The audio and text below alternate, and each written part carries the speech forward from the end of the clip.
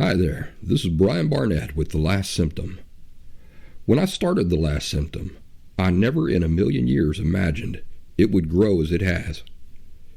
In these early shows especially, audio quality was often iffy, and there were references to services or online groups that are outdated and no longer in use. Great improvements have been made. Where should you go for all of the most up-to-date resources that I offer? TheLastSymptom.com is my permanent website full of free resources where everything is always up to date and that I encourage you to refer back to often. There are also a few modest paid resources at TheLastSymptom.com. These support my efforts and have allowed The Last Symptom to exist for as long as it has. These include one-on-one phone conversations with me, one-on-one Zoom video calls with me, and perhaps most importantly, The Last Symptom Fundamentals Course, which is a 2-week, intensive, pre-recorded online video course that is far superior to things like DBT. The Last Symptom has a flourishing YouTube and Rumble channel where I publish regular orange slices, which are condensed video insights of 5 or 10 minutes in length. If you're just now discovering The Last Symptom, welcome. I hope you will find every insight and resource you need here for authentic and permanent recovery from emotional disorders such as borderline personality disorder. Now on to the show. I hope you enjoy. Brian Barnett is just a regular guy.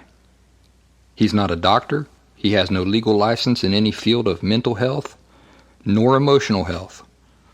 Brian Barnett merely shares the insights he has gained from his personal experiences for anybody who may choose to use such information as they individually and personally choose, while accepting full responsibility for their own individual thoughts, feelings, and behaviors.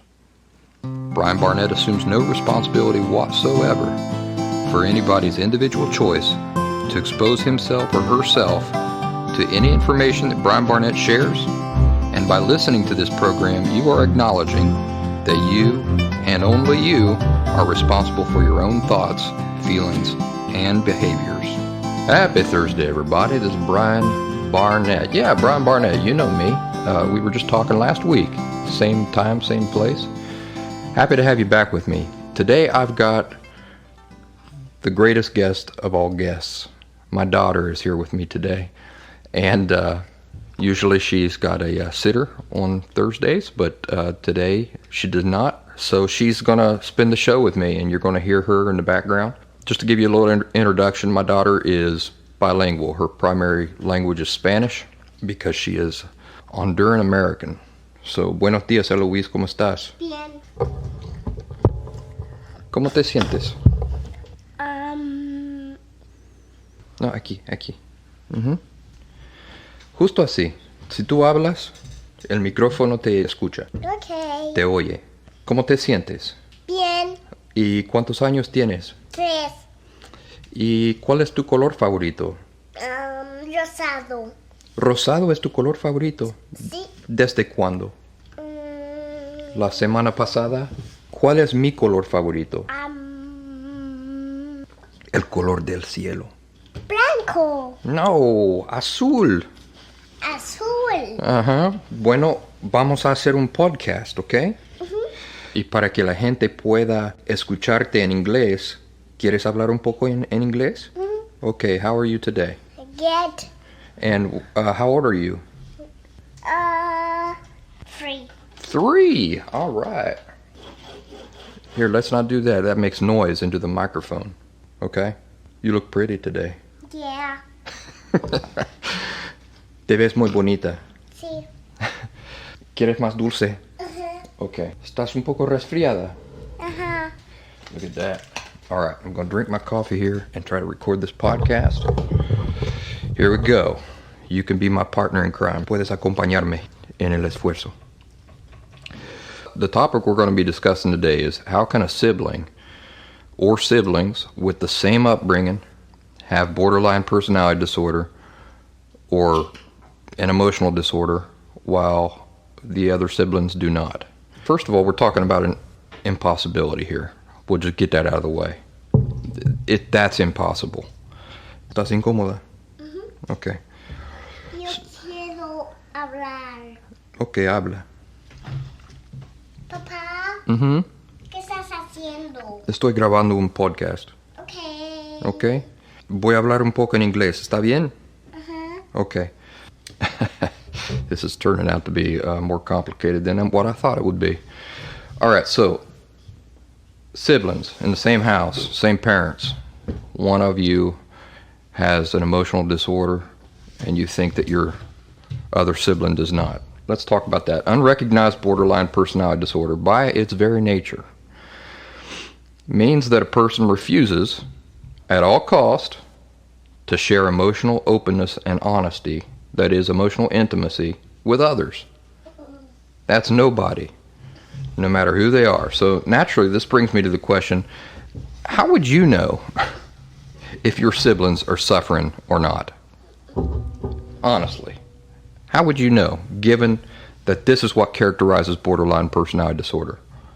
The refusal at all costs to share emotional openness and honesty, emotional intimacy with others. Whether your siblings specifically have borderline personality disorder or not, they are emotionally unhealthy. Whether or not you have the experience to identify this or understand this, that's just the way it is.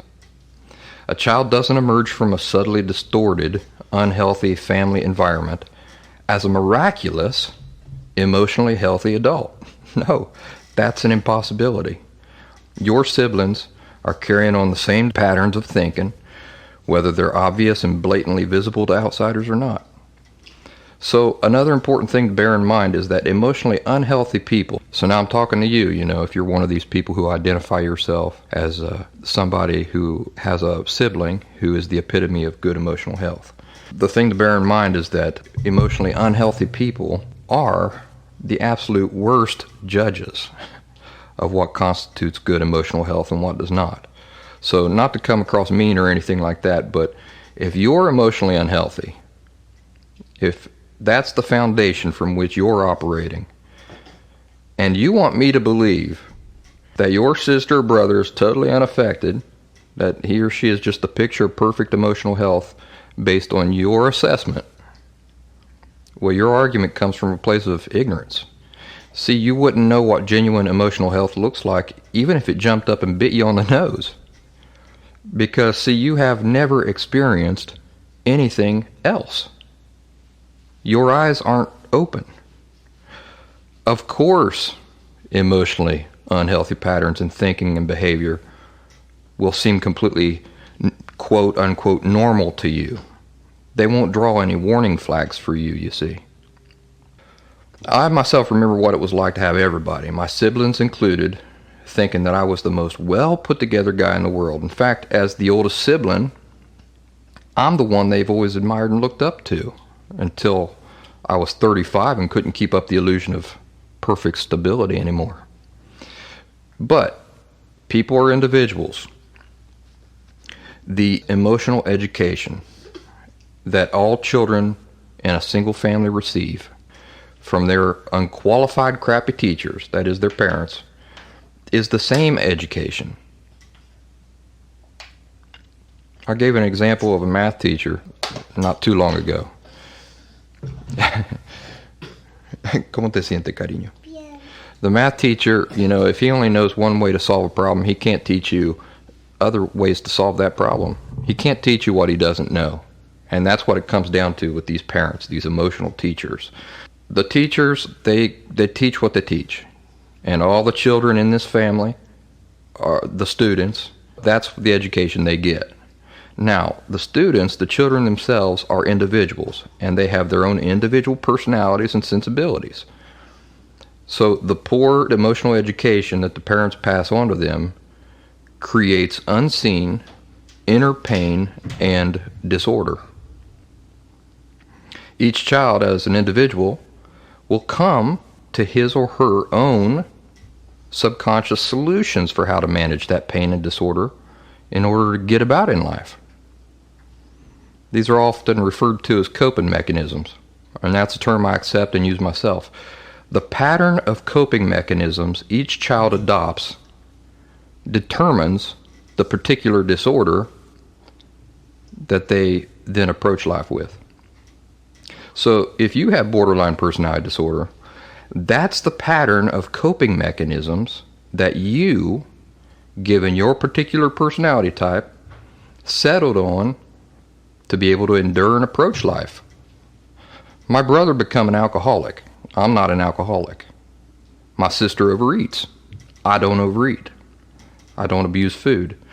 Instead, I adopted the coping mechanisms that describe borderline personality disorder. See, it's not complicated or mysterious at all.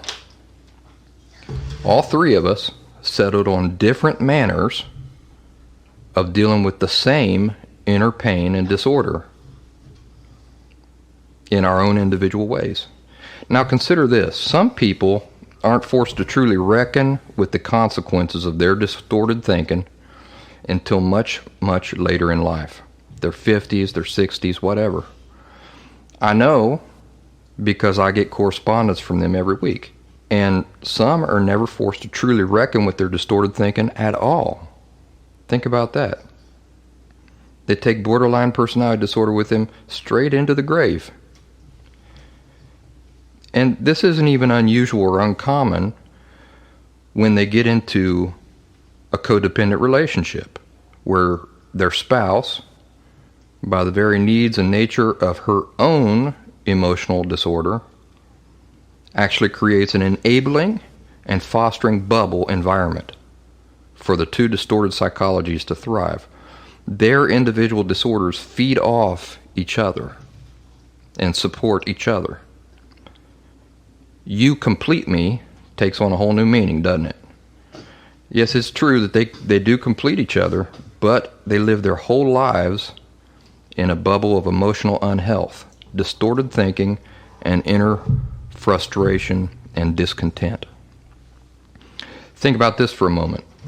People all around you every day are quietly struggling with the effects of all sorts of emotional disorders, which is a natural consequence of subtle, distorted thinking. And yet you might never know this by looking at them, because their lives seem to be the model. And this is true for many of the celebrities people look up to. Most of those people aren't happy. They're not. How do I know? Because unusually high rates of drug abuse, infidelity, alcoholism, sex addiction, short-term marriages, children who are embarrassments, suicides, messy divorces, arrests, and public breakdowns tell me so. These are all telltale symptoms of emotional disorder. Yet because they have fame, wealth, and seem to be on perpetual vacation, these external ingredients that many people mistakenly assume as a substitute for inner contentment, they're able to laugh and smile for the cameras and complete the illusion of happiness.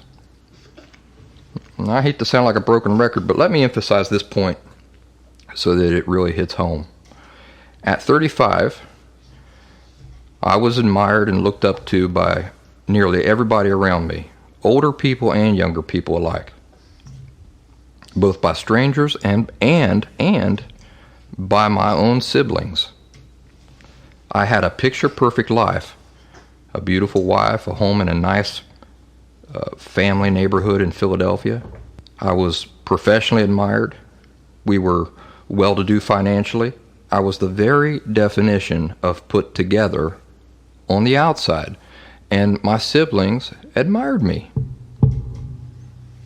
The very nature of unrecognized borderline personality disorder is that the sufferer ferociously refuses to share emotional honesty with anybody, no matter who they are, and opts instead to present an illusion to the world that he believes will be admired and embraced. Indeed, this illusion generally is admired and embraced, which makes recovery more difficult later. Why? Because one has to come to truly understand that although this illusion is accepted and admired, it's not real, and therefore it's not healthy. voluntarily giving up what you know works for something that could very well end up in mass rejection is an enormous leap of faith.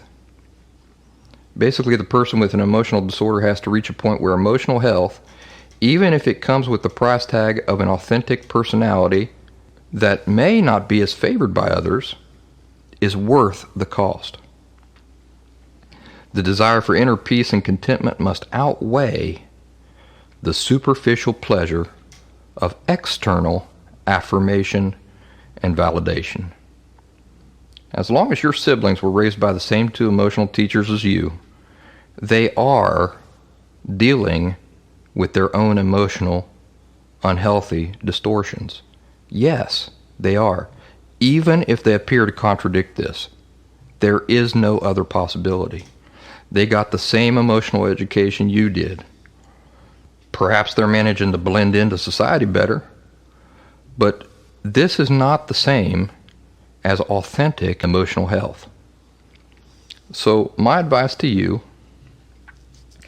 as somebody who would like to rid yourself of borderline personality disorder, is that once you accept the reality of this, to then let it go. Your siblings' emotional conflicts are their burdens to bear and their issues to identify and resolve.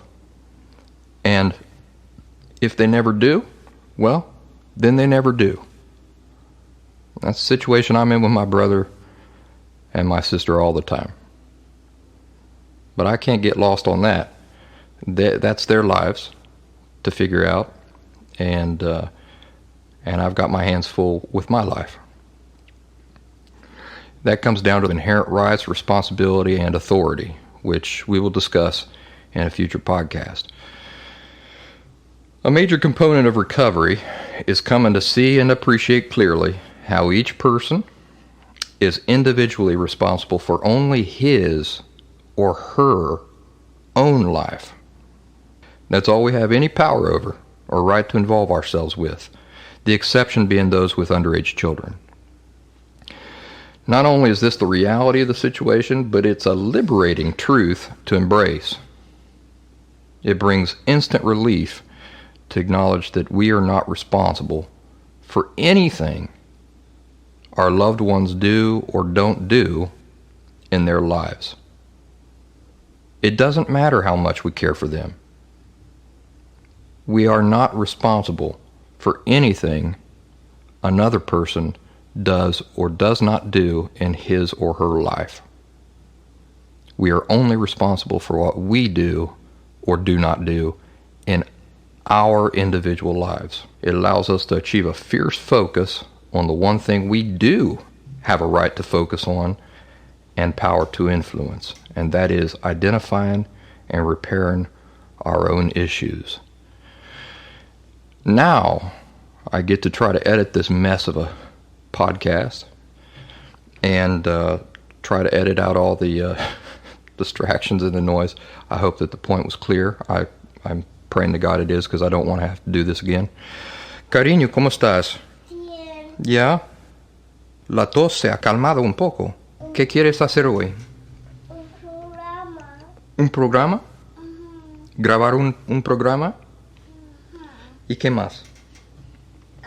Oh, cariño, cántanos, por favor, tu canción favorita. Take me out to the ball game. Okay. She's going to sing for us Take Me Out to the Ball Game. It's her favorite song. Take me out to the ball game. Take me out to the crowd. Buy me some peanut and cracker jacks. I don't care me, never get back on the Red Sox. Stay in a train for us 1, 2, 3 take a ride you ball game play ball. Yeah, all right. Muy bien hecho, cariño. Te amo. Mua. Gracias. A ti.